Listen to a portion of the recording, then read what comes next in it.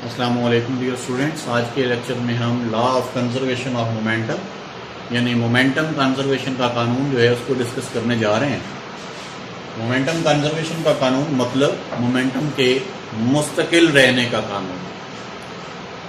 Statement ये कहती है कि किसी आइसोलेटेड सिस्टम का मोमेंटम कांस्टेंट रहता है, मोमेंटम चेंज नहीं होता। अब मोमेंटम कंजर्वेशन के कानून की स्टेटमेंट जो है उसको समझने से पहले हमें ये पता होना चाहिए कि what is an isolated system. Isolated system क्या होता है? तो आइसोलेटेड सिस्टम का पता चलेगा तो हम मोमेंटम कंजर्वेशन के कानून की तरफ जाएंगे। आइसोलेटेड सिस्टम जो है ये एक सिस्टम है जिसमें दो या दो से ज्यादा ऑब्जेक्ट्स पाए जा सकते हैं। Two or more than two interacting bodies. उन दो या दो से ज्यादा ऑब्जेक्ट्स के लिए एक शर्त है कि वो बॉडीज एक दूसरे के साथ इंटरएक्ट करें। इंटरएक्ट का मतलब एक दूसरे के साथ कोलिजन हो, उनका टकराव हो, राबिता हो। तो ये लॉ ये कहता है कि वो दो बॉडीज जिन पर एक आइसोलेटेड सिस्टम मुश्तमिल है, आइसोलेटेड सिस्टम में मौजूद बॉडीज का आपस में टकराना जरूरी है। यानी दो आपस में टकराने वाले इज्साम का मोमेंटम कांस्टेंट रहता है। दूसरे लफ्जों में अगर इसको और सिंपल करके बताऊं तो यूं कहूंगा कि एक आइसोलेटेड सिस्टम में दो ऑब्जेक्ट्स हैं, दो से ज्यादा भी हो सकते हैं। यहां पर कंसीडर करें कि आइसोलेटेड सिस्टम है जिसमें दो बॉडीज हैं। उनके पास जाहिर है दोनों बॉडीज मोमेंटम, अगर वो मूव कर रहे हैं तो उनके पास कुछ मोमेंटम की मिकदार होगी, अगर नहीं कर रहे तो उनका मोमेंटम जीरो होगा। तो टकराने से पहले जितना उन दोनों बॉडीज का मोमेंटम होगा, टकराने के बाद भी उनका मोमेंटम उतना ही रहेगा। आइसोलेटेड सिस्टम में मौजूद बॉडीज जो हैं उनके इंटरएक्शन से पहले जितना दोनों बॉडीज का टोटल मोमेंटम बनता है, आफ्टर इंटरएक्शन भी उन दोनों ऑब्जेक्ट्स का टोटल मोमेंटम उतना ही रहेगा। वो कंजर्व करेगा, कांस्टेंट रहेगा, तब्दील नहीं होगा। ये है law of conservation of momentum. यानी मोमेंटम जो आइसोलेटेड सिस्टम है, law of conservation of momentum जिसके लिए है, उस आइसोलेटेड सिस्टम में मौजूद जो दो या दो से ज्यादा बॉडीज हैं उनका टोटल मोमेंटम इंटरएक्शन से पहले जितना है, आफ्टर कोलिजन, आफ्टर इंटरएक्शन, टकराव के बाद भी उनका टोटल मोमेंटम उतना ही रहता है, कांस्टेंट रहता है, वो चेंज नहीं होगा। तो isolated system is a system of two or more than two interacting bodies. दो या दो से जायद आपस में टकराने वाले इज्साम पर जो मुश्तमिल सिस्टम होता है, उस सिस्टम का नाम आइसोलेटेड सिस्टम है। और उस आइसोलेटेड सिस्टम के बारे में ये लॉ कहता है कि उस आइसोलेटेड सिस्टम में मौजूद जो दो ऑब्जेक्ट्स होते हैं, जितना इंटरएक्शन से पहले उतना उनका जितना मोमेंटम होता है, इंटरएक्शन के बाद में उनका टोटल मोमेंटम उतना ही रहता है।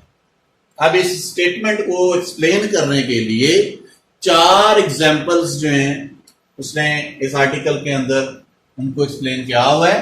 पहले एग्जाम्पल है बैलून, एयर इनसाइड बैलून, यानी एक गुब्बारा और उसके अंदर हवा जो है उसकी मिसाल देकर इसको एक्सप्लेन किया हुआ है।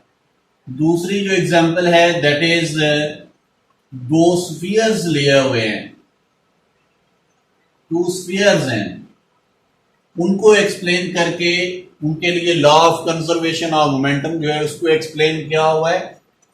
तीसरी एग्जांपल इस आर्टिकल में बुलेट एंड गन की दी हुई है और ये गोली और बंदूक की मिसाल से वाज़ेह किया गया है law of conservation of momentum को। And fourth example is rocket engine जो है उसको फायर करके उसमें भी ये law of conservation of momentum को प्रूफ किया हुआ है उसके अंदर। तो ये चार एग्जांपल्स के जरिए इस लॉ की एक्सप्लेनेशन जो है वो इस आर्टिकल में दी हुई है। पहले एग्जांपल को अगर डिस्कस करें, बिल्कुल सिंपल सी मैथमेटिकल वर्क के बगैर उसने इसको दिया हुआ है, एयर इनसाइड बलून। कि एक हवा गुब्बारा है, उसके अंदर जब हम हवा भरते हैं, गैस फिल करते हैं बलून के अंदर, और गैस फिल करने के बाद उसको जब छोड़ दिया जाता है, छोड़ने से पहले अब ये दो ऑब्जेक्ट्स है, एक balloon and the other is air inside balloon, gas inside balloon, यानी गुब्बारा और उसके अंदर हवा। ये दो ऑब्जेक्ट्स पर मुश्तमिल एक आइसोलेटेड सिस्टम है। आइसोलेटेड सिस्टम है जिसमें दो ऑब्जेक्ट्स हैं, एक बैलून और दूसरा एयर इनसाइड बैलून। इंटरैक्शन से पहले, यानी जब तक आप गुब्बारे के अंदर से हवा को बाहर नहीं निकलने देंगे, गुब्बारे के अंदर से गैस का खारिज होना, दैट इज इंटरैक्शन। अब इंटरैक्शन से पहले अगर दोनों का मोमेंटम कंसिडर किया जाए तो दोनों का मोमेंटम इंटरैक्शन से पहले जो है वो जीरो है। इस तरह से कि बैलून रखा हुआ है आपने एक जगह पे, तो बैलून जो है वो भी रेस्ट में है, और इनसाइड बैलून जो एयर है that is also at rest position. तो दोनों के रेस्ट में होने की वजह से उन दोनों का मोमेंटम, वेलोसिटी, क्योंकि रेस्ट में जब बॉडी होता है तो उसकी वेलोसिटी जीरो होती है, और जब वेलोसिटी जीरो होती है तो ऑटोमेटिकली मोमेंटम जीरो हो जाता है। यानी बिफोर इंटरैक्शन बलून का मोमेंटम भी जीरो है, और एयर इनसाइड बलून जो सेकंड ऑब्जेक्ट है उसका मोमेंटम भी जीरो है। अब जब हम क्या करते हैं, टोटल मोमेंटम ऑफ सिस्टम की अगर बात करेंगे तो उसमें हम जाहिर है बलून और एयर दोनों का मोमेंटम ऐड कर लेंगे, क्योंकि दोनों का मोमेंटम जीरो है, इसलिए हम कहते हैं कि total momentum of the system before interaction zero है। अब आफ्टर इंटरैक्शन भी ये टोटल मोमेंटम जीरो ही होना चाहिए according to the statement. After interaction क्या होता है, जब हम गुब्बारा जो है उसके ऊपर से जो धागा बांधा हुआ है या उसको पकड़ा हुआ है मजबूती से जब छोड़ देते हैं तो इंटरैक्शन होता है। क्या होता है, बलून जो है वो एक साइड पे शूट ऑफ हो जाता है, और एयर जो है उसके अंदर से वो दूसरी साइड पे निकलती है। यानी हवा अगर यूं निकल रही है तो बलून उसकी अपोजिट साइड पे शूट ऑफ हो जाता है, कुछ इस तरह से।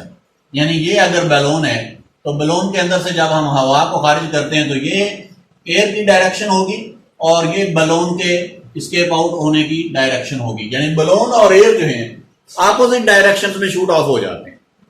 अब देखा जाए तो अब ना तो एयर की वेलोसिटी जीरो है, क्योंकि एयर हवा भी अब मूव करके इधर जा रही है, तेजी से हरकत करके निकलती है बाहर, और बलून भी तेजी से हरकत करके पीछे की तरफ जाता है। यानी अब दोनों की वेलोसिटीज जीरो नहीं है, जो कि पहले जीरो थी और टोटल मोमेंटम भी जीरो था। तो अब दोनों की वेलोसिटीज जीरो नहीं है, दोनों बॉडीज के पास कुछ वेलोसिटी है। जाहिर है हवा का भी कुछ मास भी होगा और वेलोसिटी भी होगी, और जो बलून है इसका कुछ मास भी है और इसके पास भी कुछ वेलोसिटी है, जिस वेलोसिटी से ये उसकी अपोजिट डायरेक्शन में मूव करके जाता है।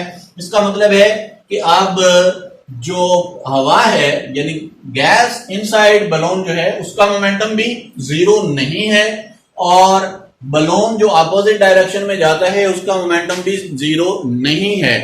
लेकिन इन दोनों के पास कुछ ना कुछ मोमेंटम होने के बावजूद total momentum of the system जो है वो अगर टोटल किया जाए तो वो अब भी जीरो है।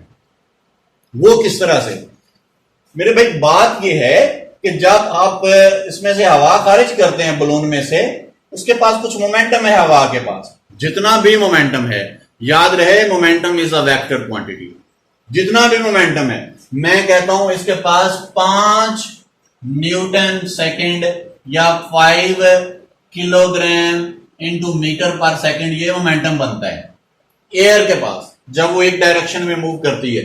और उतने ही मोमेंटम के साथ बलून जो है वो अपोजिट डायरेक्शन में जाता है, बलून का मोमेंटम भी उतना है। 5 किलोग्राम इंटू मीटर पर सेकंड स्केयर लिख लें या 5 न्यूटन सेकंड लिख लें, तो ये मोमेंटम है बलून का और ये मोमेंटम है एयर का। Total momentum of the system before interaction zero था, याद रहे दोनों की वेलोसिटी जीरो थी, और वेलोसिटी जीरो होने की वजह से दोनों का मोमेंटम जब टोटल किया तो वो भी जीरो बना। लेकिन आफ्टर इंटरैक्शन बलून के पास भी 5 न्यूटन सेकंड मोमेंटम है, एयर के पास भी 5 न्यूटन सेकंड मोमेंटम है। तो आप इन दोनों का सम जो है अगर करें तो 5 + 5 10 नहीं बनेगा। याद रहे vector quantities can not be added और subtracted like scalar quantities. Vector quantities की जमा और तफरीक जो है वो स्केलर्स जैसी बिल्कुल नहीं होती। वेक्टर क्वांटिटीज को ऐड करने के लिए head to tail rule use होता है, और सिंपली अगर यहां पर देखा जाए तो जब दो वेक्टर क्वांटिटीज एक दूसरे की अपोजिट डायरेक्शन में हो और उनको ऐड किया जाए तो उनको ऐड करने का रूल ये होता है सिंपल कि एक तरफ लगने वाली वेक्टर क्वांटिटी की जो मैग्नीट्यूड है उसको अपोजिट डायरेक्शन में लगने वाली मैग्नीट्यूड में ऐड तो करेंगे, लेकिन अपोजिट वाली को अपोजिट साइन के साथ उसमें ऐड किया जाएगा। यानी 5 न्यूटन सेकंड जो एयर का मोमेंटम है, जब इसमें 5 न्यूटन सेकंड आप बैलून का मोमेंटम ऐड करेंगे तो क्योंकि उसका मोमेंटम इसकी अपोजिट डायरेक्शन में है इसलिए उसको अपोजिट साइन देकर ऐड किया जाएगा। तो 5 प्लस -5 जो है दैट विल बिकम 0। तो इससे यह साबित होता है कि total momentum of the system interaction से पहले भी 0 था, लेकिन तब 0 इसलिए था क्योंकि दोनों बॉडीज की वेलोसिटी 0 थी, इसलिए इंटरएक्शन से पहले उनके वेलोसिटीज की 0 होने की वजह से उन दोनों बॉडीज के मोमेंटम 0 थे और सम जो है टोटल आइसोलेटेड सिस्टम का that was also 0। But after interaction उनके पास बेशक वेलोसिटीज आ गई, दोनों के पास सम मोमेंटम बना, लेकिन जितना मोमेंटम एक डायरेक्शन में हवा ने हासिल किया, गैस ने हासिल किया, उतना ही मोमेंटम अपोजिट डायरेक्शन में बैलून ने हासिल किया। तो ये दोनों मोमेंटम एक दूसरे के इक्वल बट अपोजिट डायरेक्शन होने की वजह से उनका सम भी 0 के बराबर ही बनता है। तो यहां पर ये स्टेटमेंट जो है ये वैलिड बनती है, ट्रू साबित होती है कि जब भी एक आइसोलेटेड सिस्टम लिया जाएगा जिसमें बॉडीज इंटरैक्ट करेंगी तो उनके इंटरैक्शन से पहले का टोटल मोमेंटम जो है वो बाद वाले टोटल मोमेंटम के हमेशा बराबर रहेगा।